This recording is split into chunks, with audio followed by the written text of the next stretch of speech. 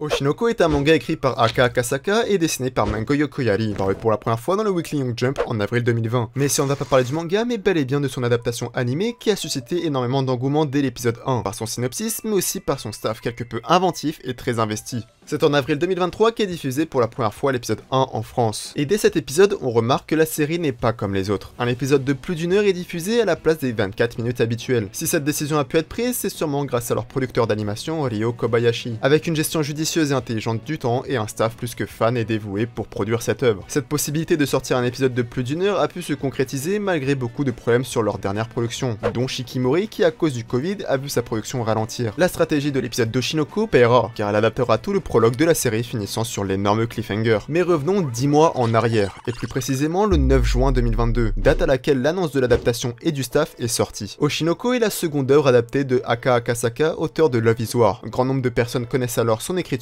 et même son œuvre. Ils s'attendent alors à une grosse adaptation digne de ce nom, avec de gros noms de l'industrie. En vrai, chaque fan d'une œuvre prête à être adaptée rêve d'avoir la meilleure adaptation possible. Pourtant, lors de l'annonce, les noms donnés n'étaient pas forcément ceux attendus, surtout que la plupart des membres du staff ont travaillé sur des productions niches, donc difficile de se prononcer pour le grand public. Le studio d'animation est Doga Kobo, donc des gens se sont référencés à leurs œuvres pour savoir si l'adaptation sera bonne ou non. Mais on sait que ce n'est pas le nom du studio qui définit la qualité de l'adaptation, mais tout ce qui l'entoure. Quelques facteurs importants, c'est déjà de savoir qui est l'anipé, si l'équipe est dans un environnement sain, avec un bon planning, une équipe à disposition sans qu'elle soit dispersée de partout, si la vision de l'œuvre par ses dirigeants est ambitieuse, et s'ils ont la capacité de la mettre en œuvre. Bon, évidemment, pour Oshinoko et pour la grande majorité des œuvres, les cases ne sont pas toutes cochées, mais la production ne part pas non plus de rien, et vous allez voir qu'un personnel passionné peut faire de belles choses. À la réalisation de la série, on a donc Daisuke Hiramaki, le réalisateur le plus actif du studio Doga Kobo sur ces dernières années, avec Asteroid in Love et Selection Project. Ce sont deux projets avec une production banale, mais on va retrouver des similitudes et surtout quelques membres essentiels de la production qui se retrouvent sur Oshinoko. Hiramaki ne sera pas seul, et sera épaulé par Saori Tachibana du nom de Chao Nekotomi chez Doga Kobo. C'est une excellente storyboardeuse et directrice, avec par exemple l'opening de Shikimori qui est très coloré et qui en fait un de ses points forts, tout comme la deuxième partie de l'épisode 1 d'Oshinoko. Et ça tombe bien, car c'est son utilisation de la couleur qui se démarque le plus dans l'œuvre. Elle endosse alors le rôle de color script. Le rôle consiste à fournir des références visuelles pour créer l'ambiance désirée dans les différentes scènes, et ça ressemble à un storyboard coloré. Dans ma vidéo sur Bocchi the Rock, je mentionne le chara-designer Kerolira, étant l'une des pièces maîtresses de la production grâce à sa vitesse et son implication, mais qui est aussi à l'initiative de l'adaptation animée. Et bien sûr, Oshinoko, nous avons sa parfaite doublure. Kana Hirayama, surnommée Kape, est une designer extrêmement talentueuse, et surtout extrêmement rapide. Anciennement chara-designer sur Section Project, elle revient sur une série du réalisateur Daisuke Hiramaki. Et en fait, c'est tout à fait logique, car durant cette période, c'est elle-même qui est partie recommander Oshinoko au producteur de l'animation Ryo Kobayashi. Quand je dis que Kape est extrêmement rapide et talentueuse, c'est pas juste pour la glorifier. Pour comprendre, on va juste rester sur l'épisode 1 de Oshinoko. Sur 1h20 de show, Kape a corrigé plus de 1400 cuts,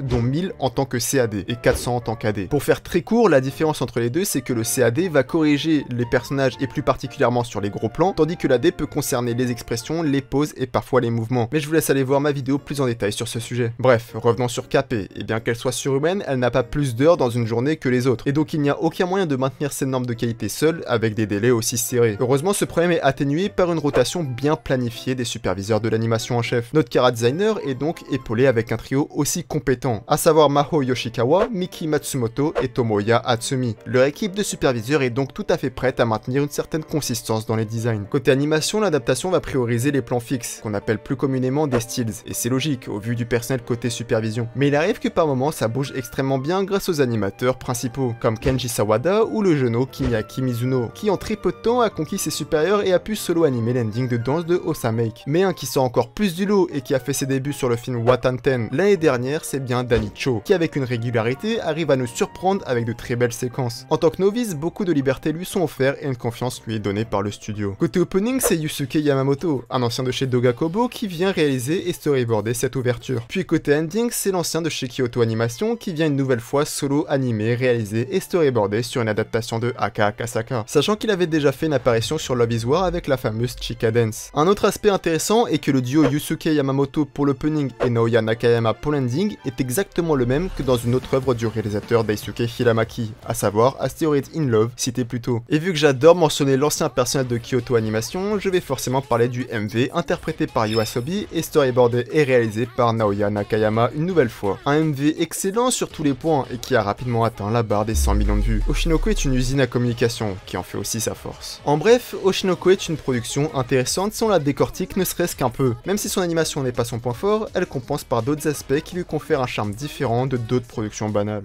C'est donc la fin de cette courte vidéo, merci de l'avoir regardé jusqu'au bout et n'hésitez pas à me dire dans les commentaires si elle vous a plu. Sinon comme d'hab, le like, le partage et l'abonnement ça aide énormément la chaîne et ça fait toujours plaisir. Sur ce, à une prochaine.